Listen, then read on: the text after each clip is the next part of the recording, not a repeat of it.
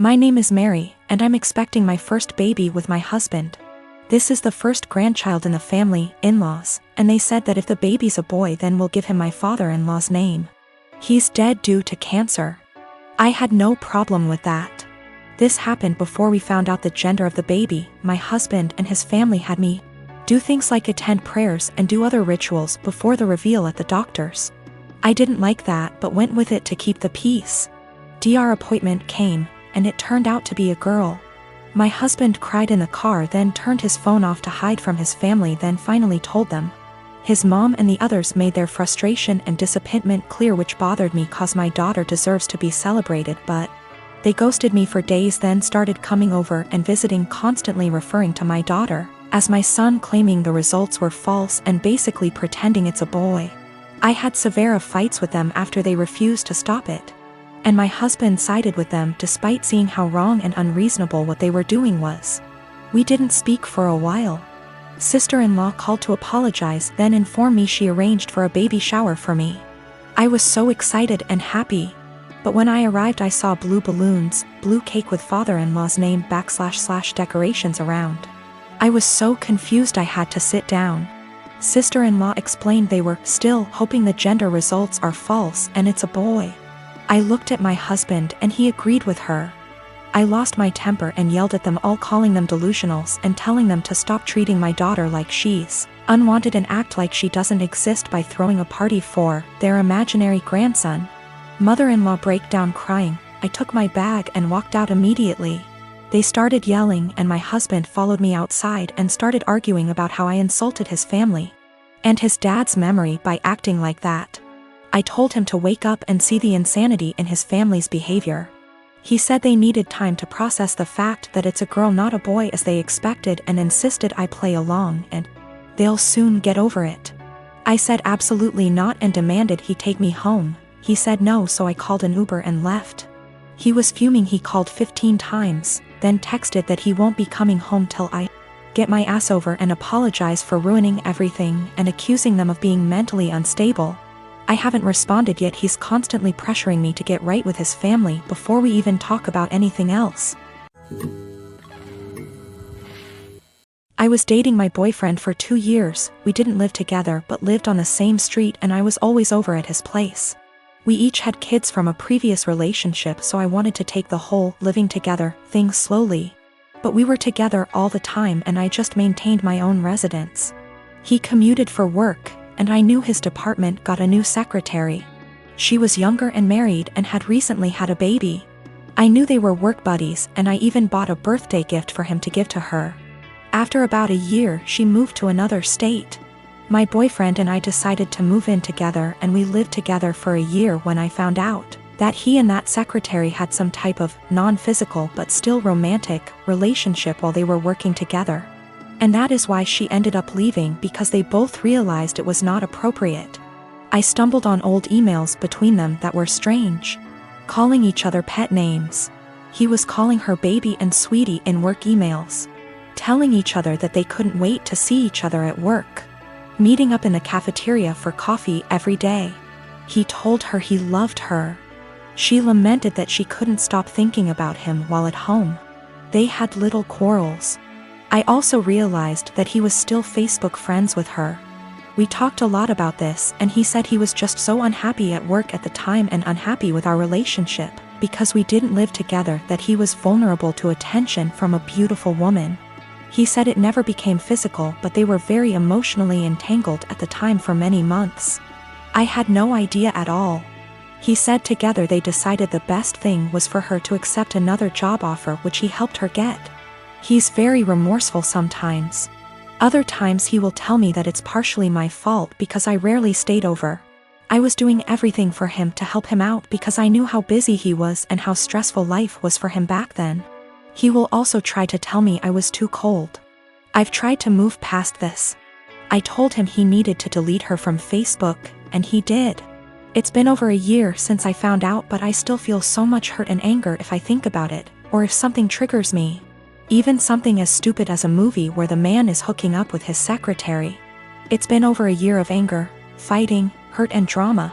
The man I thought I was with is not the guy who would speak to his married secretary like that.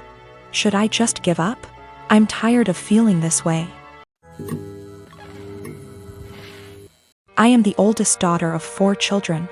I'm currently 25, second oldest is 23, third is 20, and youngest is 18. When I was 8 years old, my mom had an affair with a family friend. I, being the oldest, has remembered most of it, and my younger siblings only remember growing up with our parents co-parenting. This has put a strain on my mother's and I's relationship. She cheated on my father, who was battling cancer. She didn't even try to keep it a secret from the kids. I remember during family / friend gatherings when everyone would be inside and I'd see my mom and the family friend kissing, or doing things in the pool. As a kid I didn't understand, but as I got older I realized what she was doing in front of us, and I feel sick. People ended up catching on to their affair years later, and my mom left my dad and started a new relationship with this family friend. They split up shortly after that because he cheated on my mother. I've confronted her about this after my dad passed, and we all went to see a family therapist. This was roughly 3 years ago. My mom has since remarried to an incredible man, but recently she was out and bumped into this man from her past. They exchanged emails and she confided in me that they have been sending emails back and forth and are planning to meet up to chat and catch up. I read the messages and it's very apparent that the guy still has feelings.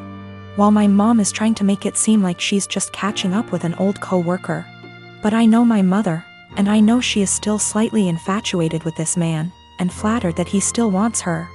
I mean, it's been years, why else would you want to catch up?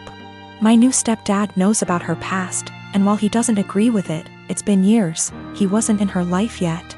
She asked me what I thought about her meeting up with him, and said something along the lines of needing closure.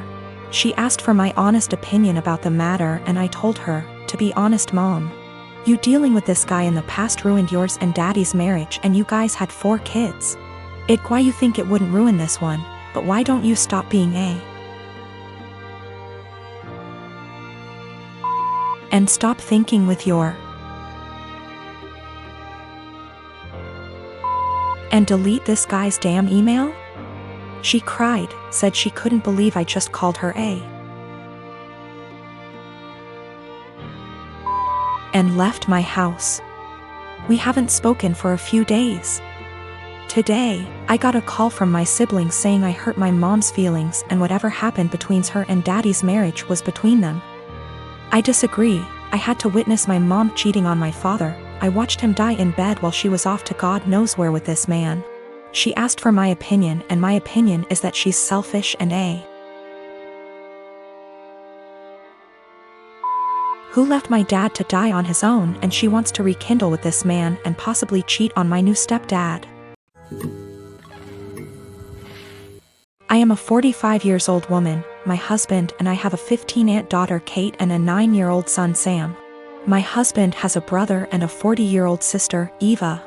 Eva and her husband James have a daughter, Allegra. She is also 15 years old. Kate and Allegra have always been compared in the family. From the time they were born, it seemed to be a competition of who would walk first, talk first, do more, achieve more. And Allegra was always first. I won't go too much into detail about Allegra because that's not really the point, but I will say she's a beautiful, intelligent, truly one-of-a-kind girl, and her parents have done a great job raising her. My in-laws fell in love with her and think she hung the moon. This bothered me and made me sad for Kate, but I let it go for the most part. There's no doubt in my mind that they love all the kids equally, but out of the 2 girls you can tell who they admire more. Every summer, the whole family visits a holiday home that Eva shares with my in-laws. Over the summer, Kate met a boy, Luke, who was also holidaying in the area. They started dating. This was Kate's first experience with boys. Allegra had friends who were nearby, so for our first few weeks we didn't see her much. About 3/4 of the way through the holiday, Kate invited the boy she'd been seeing to dinner. Allegra was told to come, and afterwards she would be going to a party. At the dinner, it was clear that Luke was very attracted to Allegra. After dinner, Luke decided he would go to the party Allegra was going to as he had also been invited. They both asked Kate to go, but she wasn't allowed and was very upset. My husband and I felt it was not a safe or appropriate environment at her age. Eva informed us, because she knows we do not allow Kate into these environments, that it was an adult party. where there would be drinking and possibly other things going on. Allegra has grown up in a place where these kind of things are much more normal. And Eva and her husband made the choice to let Allegra live those experiences. From what I know and have seen, she handles it exceptionally and it has not caused any issues. However, it is not the way we have chosen to parent Kate, and so we didn't allow her to go. The next morning, Allegra came downstairs and asked to talk to me and Eva. She said at the party Luke was flirting with her and showed her some messages he'd sent her. We decided we would all talk to Kate. Kate spent the next 2 days miserable. When she finally came out of her room, Kate was caustic and everyone was getting a bit fed up with her attitude. Eventually, my father-in-law jokingly said, "Your mistake was introducing him to Allegra. How did you think that was going to go for you?" My mother-in-law told him off but added that Luke handled it terribly, but the outcome was sort of inevitable. Kate left the table in tears. We managed to get through the rest of the holiday, but when my husband brought up plans for Christmas, Kate refused to go. She said she couldn't bear being ridiculed by her own family and constantly compared to Allegra. After seeing how much this was affecting her, I spoke to my husband and said we shouldn't go. He argued that it would be wrong to let Kate take away time with family just because of a boy. I reminded him that this has been happening since they were born, but he said that we can't shield Kate from every special person in the world. He said he would talk to his parents about their comments, but that we should not set a precedent of letting Kate run away from reality.